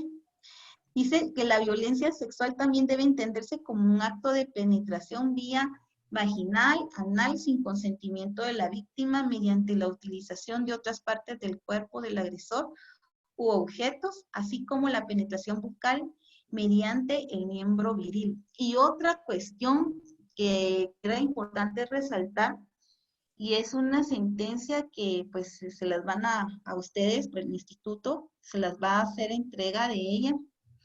En esta sentencia dice que incluso puede tipificarse como violación, aunque no hubiese ninguna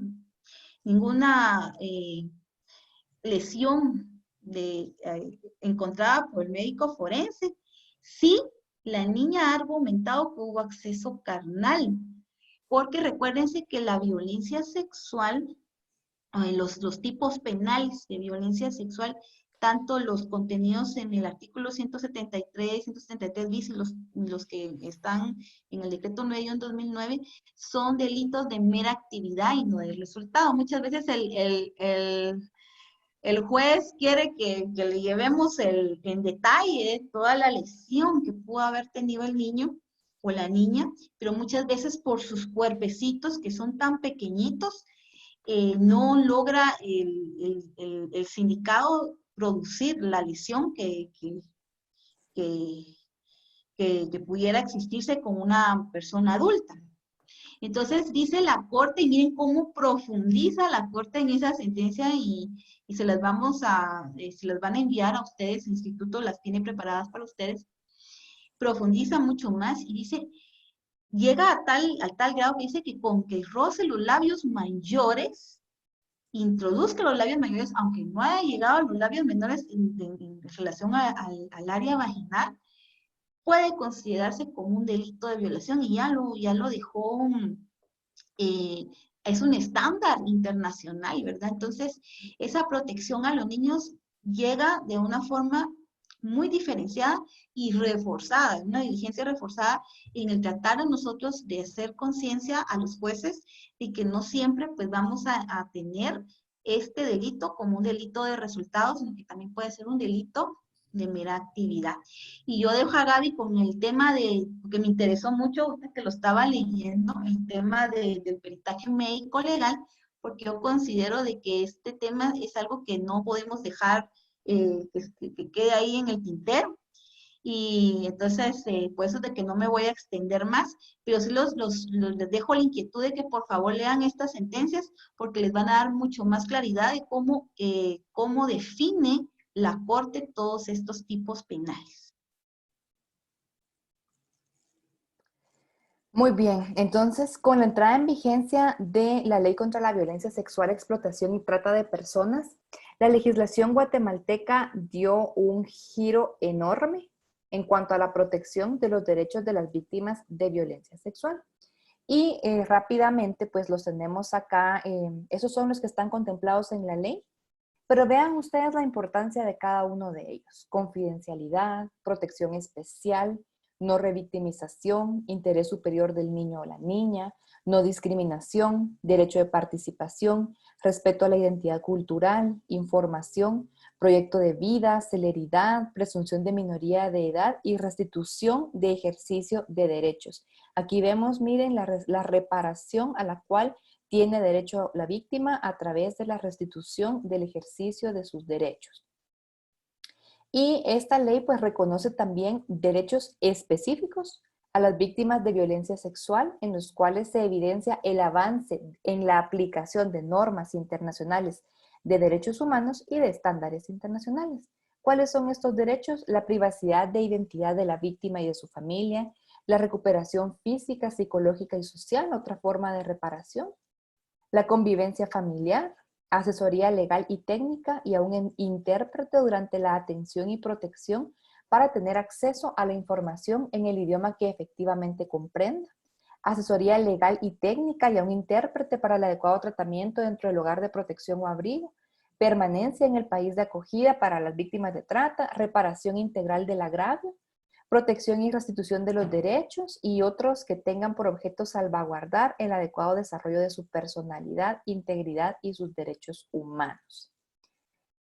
Nuevamente aquí les ponemos algunos ejemplos de líneas de investigación, pero uno de los importantes que queremos resaltar conforme a los estándares de derechos, estándares internacionales, perdón, es el peritaje ginecológico, el cual lo vamos a ver en unas diapositivas posteriores.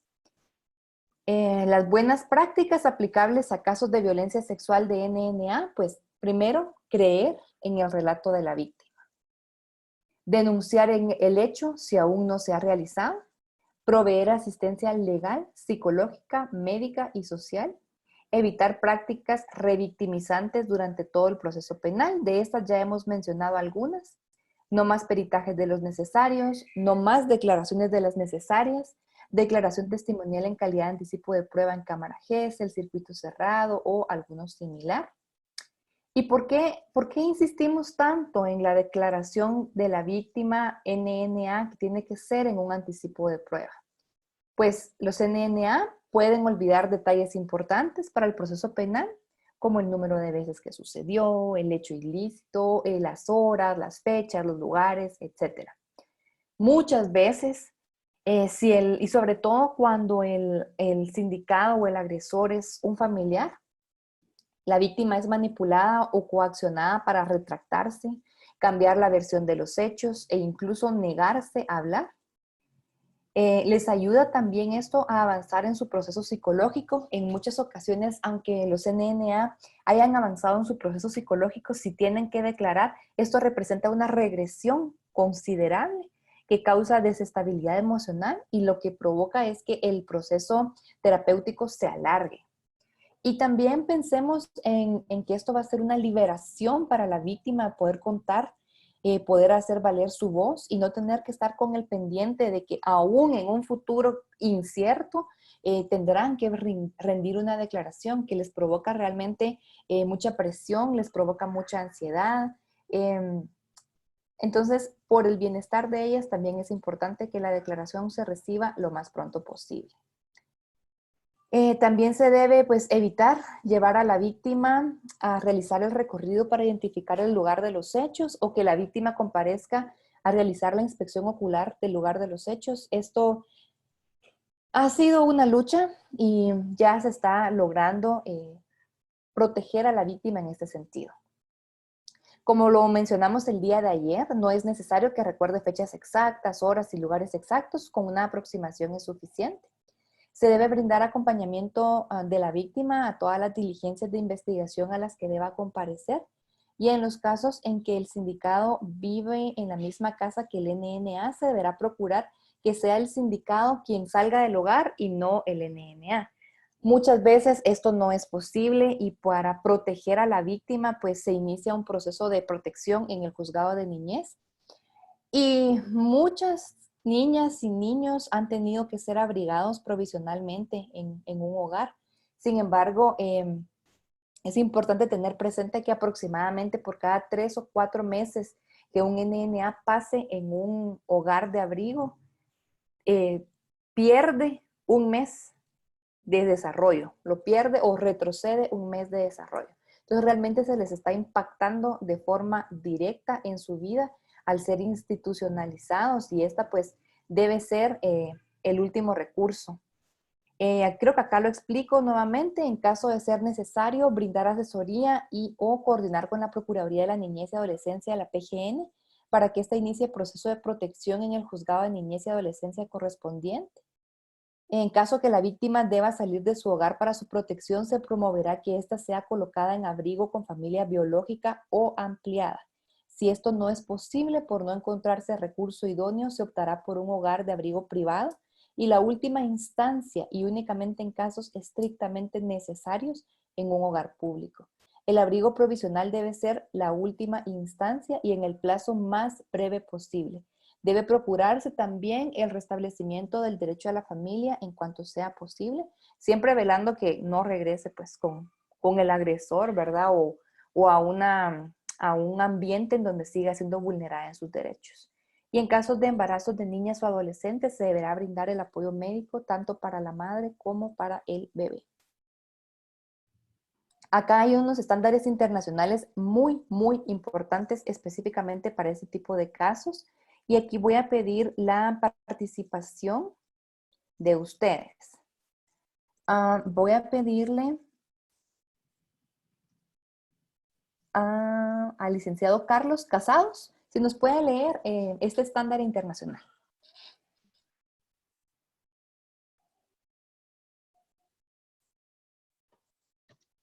¿Sí me escuchan? Muy buenos días a todos. Buenos días, licenciado. ¿El otro? Sí. ¿El otro? Es el de lo que está en pantalla. Perdone, es que a mí no se me mira el peritaje médico legal. Sí, peritaje médico legal. Respecto de exámenes de integridad sexual, la Organización Mundial de la Salud ha establecido que en este tipo de casos el peritaje ginecológico debe realizarse lo más pronto posible. Sobre ese punto, la Corte considera que el peritaje ginecológico y anal debe ser realizado de considerarse procedente su realización y con el consentimiento previo al informado de la presunta víctima durante las primeras 72 horas a partir del hecho denunciado, con base a un protocolo específico de atención a las víctimas de violencia sexual. Esto no obsta a que el peritaje ginecológico se realice con posterioridad a este periodo con el consentimiento de la presunta víctima, toda vez que evidencias pueden ser encontradas tiempo después del acto de violencia sexual, particularmente con el desarrollo de la tecnología en materia de investigación forense. Por consiguiente, los plazos límites establecidos para la realización de un examen de esta naturaleza deben ser considerados como guía más, no como política estricta. De esta manera, la procedencia de un peritaje ginecológico debe ser considerada sobre la base de análisis realizado caso por caso, tomando en cuenta el tiempo transcurrido desde el momento en que se haya ocurrido la violencia sexual. En vista de ello, la Corte considera que la procedencia de un peritaje ginecológico debe ser motivada detalladamente por la autoría que le solicita y en caso de no ser procedente o no contar con el consentimiento informado de la presunta víctima, el examen debe ser omitido, lo que en ninguna circunstancia debe ser de excusa para desacreditar a la presunta víctima y o impedir una investigación. Gracias. ¿Ven lo importante del peritaje ginecológico y de la opinión de la víctima? Vamos a pedirle Perdón, Gaby, tenemos la mano del licenciado Jeremy David levantada, está pidiendo la palabra. Licenciado Jeremy, ¿lo escuchamos? Gracias. Ya estaba escribiendo otro comentario. Sí. En cuanto a las buenas prácticas, solamente quería aportar por la experiencia dos cuestiones. En cuanto al anticipo de prueba, que ya vimos que es absolutamente necesario documentar la declaración de la víctima por todas las circunstancias que ya ustedes manifestaron. Solamente que tomar en consideración también que en ocasiones el Ministerio Público no ha sido tan acucioso en contar con todas las diligencias necesarias y tenerlas listas para esa fecha en la que se vaya a tomar la declaración en anticipo. Es decir, como esta diligencia revise todas las características de un acto tomado en debate, pues se podrán poner a la vista de la víctima documentos, fotografías u objetos para que puedan ser reconocidos por ella. Solamente tomar en cuenta que el Ministerio Público ya los tenga también para poder robustecer la declaración de la víctima, que, como decía, con base en la experiencia, pues me ha tocado esto, que el Ministerio Público no lleva esos insumos a la audiencia de primera declaración, de declaración en anticipo, corrijo, y nos ha tocado pues que correr con ello. Entonces, tomarlo en consideración. Y en cuanto a las buenas prácticas para evitar revictimizar a la víctima llevándola a hacer recorridos, pues efectivamente para que ella identifique o reconozca los lugares donde posiblemente fueron cometidos los delitos, pues también se pueden contar con otros mecanismos, ¿verdad? Como las videollamadas para que sea el fiscal quien se encuentre en el lugar y pueda mostrarle de esa manera a la víctima los lugares y que ella los identifique, e incluso con la utilización de drones, ¿verdad? Cuando se hacen recorridos para que la víctima pues personalmente no llegue hasta los lugares y por lo tanto pues no reviva esos momentos traumáticos para ella. Solo eso quería aportar. Muchas gracias. Muchas gracias, licenciado. Muy valiosa su aportación. Y tomando en cuenta pues la hora, solo les dejamos ya la necesidad o la duda de poder buscar y leer y profundizar más en estos estándares internacionales. Por ejemplo, en cuanto que ya se establece qué debe contener la declaración testimonial de una víctima de violencia sexual. Acá tienen pues los nombres, ¿verdad? Para que lo puedan buscar. Por ejemplo, acá está qué debe contener la fecha, hora, lugar y del acto de violencia sexual perpetrado, incluyendo la descripción del lugar donde ocurrió el acto, el nombre, identidad y número de agresores, la naturaleza de los contactos físicos de los que habría sido víctima, si existió uso de armas o retenedores, el uso de medicación, drogas, alcohol u otras sustancias, la forma en la que la ropa fue removida de ser el caso, los detalles sobre las actividades sexuales perpetradas o intentadas en contra de la presunta víctima, si existió el uso de preservativos o lubricantes, si existieron otras conductas que podrían alterar la evidencia y detalles sobre los síntomas que ha padecido la presunta víctima desde ese momento. Y acá también hay otro estándar que ya establece de qué forma tiene que recibirse la declaración de una víctima de violencia sexual. Les dejamos la duda para que los busquen, para que los lean y para que los apliquen en su actuar dentro de los casos. También hay otro estándar de no revictimización. Y pues finalmente, niñez desaparecida es otro de los tipos penales que se investigan en la Fiscalía de la Niñez y Adolescencia. Lo primero que pensamos al hablar de niñez desaparecida o sustraída es la activación de una alerta Alba Kenneth. Efectivamente, es una de las primeras acciones, pero una vez que el niño, la niña o el adolescente ha sido localizado, se debe determinar si esta desaparición conllevó algún tipo de vulneración a sus derechos y si se confirma que sí existió, pues puede darse una sustracción propia, impropia y agravada, una inducción al abandono del hogar, la entrega indebida de un menor, la sustitución de un niño por otro, supresión y alteración del estado civil en contra de niñas, niños y adolescentes. La importancia de investigar estos casos en las primeras horas de la desaparición del NNA es para lograr su localización y evitar tragedias irreparables como la muerte de estos, que fue precisamente el ejemplo que utilizó el licenciado Rodolfo al hacerles a la explicación sobre cómo un caso de trata derivó en una ley que es la alerta Alba Kenneth, ¿verdad? Los casos de Alba y de Kenneth derivaron en la creación precisamente porque no se actuó en las primeras horas. Y pues acá tenemos también algunos ejemplos de las líneas de investigación y dentro de eso también varía o es como un poco específico los videos de cámaras del lugar en donde desapareció el NNA y posteriormente pues el informe de atención brindada para determinar la vulneración de los derechos. Y creo que me quedaría por acá para poder finalizar en tiempo, dar un breve espacio para que ustedes puedan tomar un respiro y regresamos a la siguiente sesión. ¿Alguna última duda antes de finalizar esta sesión? Solo les voy a pedir que no se desconecten después de que la licenciada Gaby termine, por favor. ¿Seguimos en esta, Alejandra? No, es que con cada tema que vayamos terminando hay que pasar una encuesta de satisfacción. Cometí el error en la sesión anterior que no cerré con esto y por eso les quiero solicitar respetuosamente que me puedan apoyar con la encuesta de satisfacción de la sesión anterior del tema, ahorita les digo el tema, del litigio estratégico en las diferentes etapas del proceso y con esta. Yo pondré en el chat ahorita la correspondiente al curso anterior. Muy bien, entonces finalizamos esta sesión. Rellenen las encuestas y vamos a dar un tiempo de unos 10 minutos también para que nos volvamos a conectar a la siguiente a las 12:15. Gracias. Gracias, Gabriela.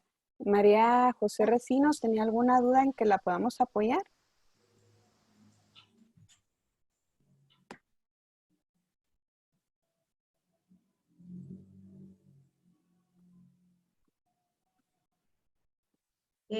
Alejandra, licenciada Alejandra, disculpa, hay una pregunta que me parece muy importante, pero yo voy a quedar con la tarea de buscar una sentencia.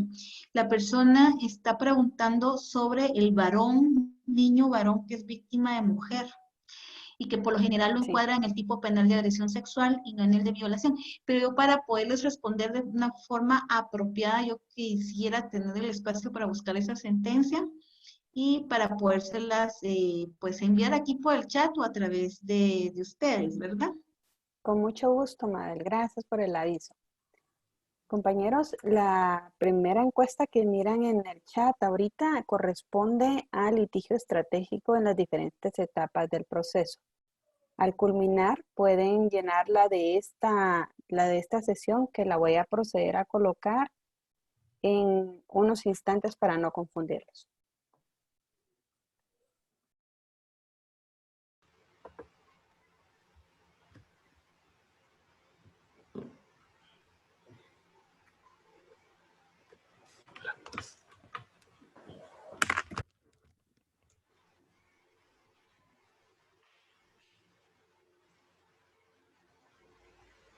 Si ya terminaron la primera, me pueden poner un pulgarcito, así yo ya puedo poner el siguiente link, por favor. Gracias. La de esta sesión es la que a continuación les estaré colocando.